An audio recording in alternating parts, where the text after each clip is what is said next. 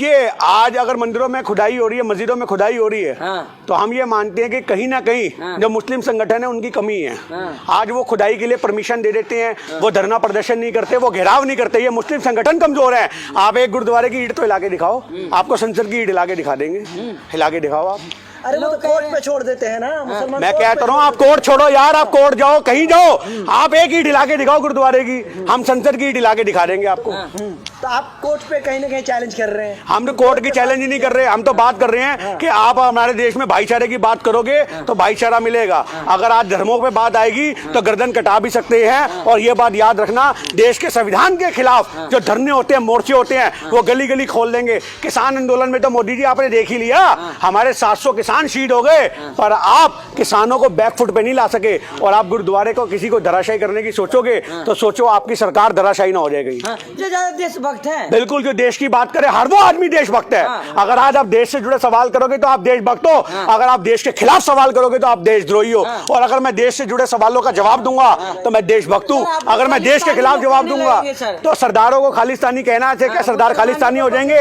आज अगर हम खालिस्तानी हैं तो आज सिख रेजिमेंट का इस्तीफा करवा दो मोदी जी, क्योंकि आज उन खालिस्तानियों ने आपका बॉर्डर संभाल रखा है। जिस जगह कोई सिपाही लड़ने नहीं जाता ना, वहां सरदार लड़ने जाते हैं, आप ये बात याद रखना। तो आज मोदी जी सिख रेजिमेंट का इस्तीफा दिलवा दो, सारे सिखों को घर बैठा दो, सबको जेल में डाल दो अगर सरदार खालिस्तानी है तो। ये चीज सोचने की बात है। अभी आपने देखा मुदासिर अहमद को देखा, एक उसको आप पाकिस्तानी बोलते थे, एक मुसलमानों को आप आतंकवादी बोलते थे। वो देश का बेटा था जो देश के लिए कुर्बान हो गया। उनकी शहादत पे हजारों फायरिंगें हुई, उनकी शहादत पे जो उनका आखिरी जनाजा निकला, लाखों आदमियों की भीड़ उस समय निकल पाई, अंधभक्त भी मजबूर हो गए उसको सैल्यूट करने को। ये हमारे देश के मुस्लिम है, ये हमारे देश के सिख कौम है, और ये चीज आपको समझने की जरूरत है। लेकिन जिस तरह से लगातार सर देखा गया है कि माइनॉरिटी लगातार यहाँ देवबंद से जो बयान मौलाना मदनी का आया, वो कह रहे हैं कि दबे कुचले की तरह बिहेव कर रहे हैं। देखिए, आज मैं आपको छोटी सी बात बताऊं, दबे कुचले तो बिल्कुल है।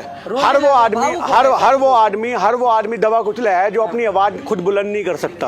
आज मैं एक बात जानता हूं, चाहे वो हिंदू या मुसलमान हो या वो सरदार हो, हर आदमी को चाहिए कि अपनी आवाज को बुलंद करे और सरकार के खिलाफ मोर्चे खोले। असली देशभक्ति यही होती है कि आप सरकार के खिलाफ बोलो, सरकार की गलत नीतियों का विरोध करो। जो सरकार की नीतियों का विरोध नहीं करते हैं, सरकार की नीतियों का पक्ष रखते हैं, वो एक्चुअल माने में देशद्रोही और दलाल होते हैं। इस तरह से देशभक्ति का जो माहौल चला हुआ है, एक तरफ जो एक तबके को देशभक्ति का सबूत मांगा जाता है, दूसरी तरफ सावरकर पे फिल्म आ रही है, रणदीप हुड्डा मेन रोल कर रहे हैं उसमें।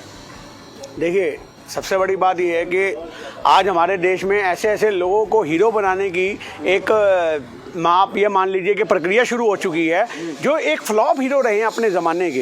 अगर आप सावरकर की बात करो तो उसमें क्या दिखाया जाएगा कि सावरकर की, मैं कहता हूँ बिल्कुल बने सावरकर की मूवी और उसमें सच्चाई दिखाई जाए कि किस प्रकार से ये लोग अंग्रेजों की दलाली करते थे, किस प्रकार से ये संघी उनकी गुलामी करते थे, किस प्रकार से देश को बांटने का काम करते थे, किस प्रकार से ये उनके पक्ष में काम करके 60 रुपये महीने की पेंशन लेते थे, किस प्रकार से ये अंग्रेजों के खिलाफ माफ़ीनामे लिखते थे। आज ये चीज़ सोचने की जरूरत है। जिस आदमी ने लगातार आज ब्रिटिश सरकार को माफ़ीनामे लिख लिख के अपनी रिहाई की मांग करी हो, उसके ऊपर फिल्म बन रही है आज उसको हीरो बनाने की, क्योंकि इनको पता है कि हमारे सावरकर का ढोल फट चुका है, जगह जगह वो माफी वीर के नाम से प्रसिद्ध हो चुका है। तो उस माफी वीर को सही में वीर दिखाने के लिए फिल्म बनानी बहुत जरूरी है। अभी एक फिल्म तो मोदी जी पे भी बनी थी, आपने देखा होगा, और 2 बार उसको पर्दे पे लगवाया गया और दोनों बार पैसे भी वसूल नहीं हुए। और ये बात सोचने की बात है, देश के प्रधानमंत्री जी के लिए जो लाखों की भीड़ इकट्ठी हो जाती है, कहाँ गए वो अंधभक्त?